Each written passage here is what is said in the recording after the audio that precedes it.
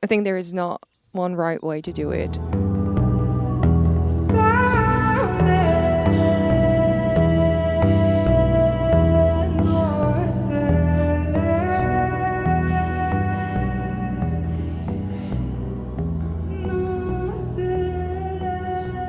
Hello there, my name is Migluma and I hope you enjoyed this live set. This was quite improvised and I didn't have anything prepared beforehand.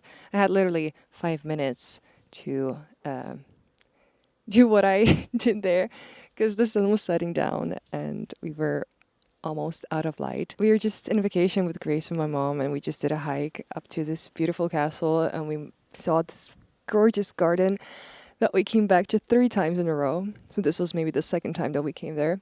And I knew that I have to take my gear, but I didn't know what's going to happen.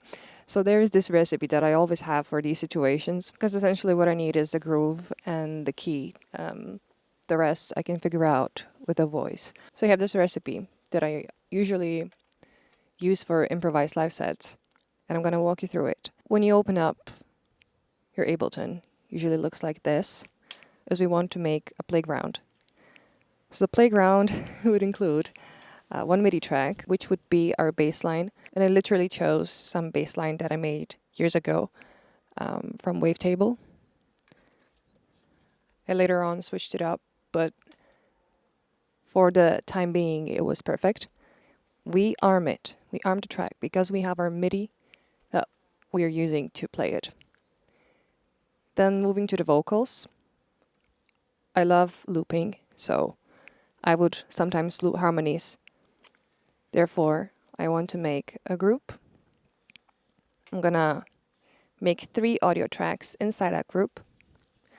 I'm gonna arm each and every track. And I'm gonna leave the monitoring off because I don't want to hear it while I'm recording. I'm gonna hear my voice through the main vocal channel. Let's say this is the main vocal channel.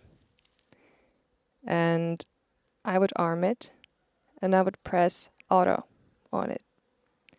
Don't forget to choose the right channel. So essentially what I had was a bass. I had 3 channels that I could loop on. And I had a main vocal channel that I would hear my voice through. Another important thing that I have always with me is a return track. And here we have sends. I always turn up the sends for the vibe. And yeah, I think that's about it. I just press record. And then I have all of my MIDI and all of my voice channels recorded that later on I can come back to and edit. And this is the finished product. As you can see, my bass group, my vocal loop group, my main vocal, and then these 3 back there, back vocals, riser, and the birds, they came afterwards. They came after I recorded the improv live set.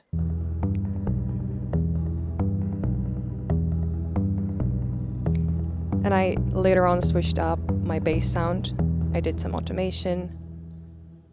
I switched up some effects on my vocals. I recorded back vocals.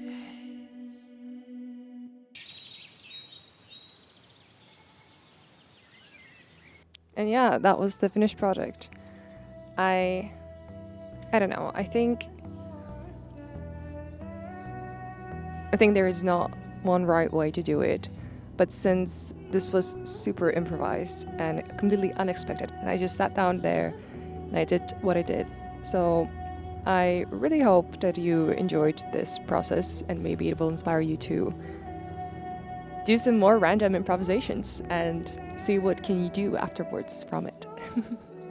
I hope you guys enjoyed it, and if you did, you can hit the subscribe button so I keep doing these videos.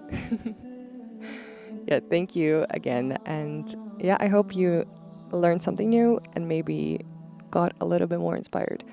See you next time.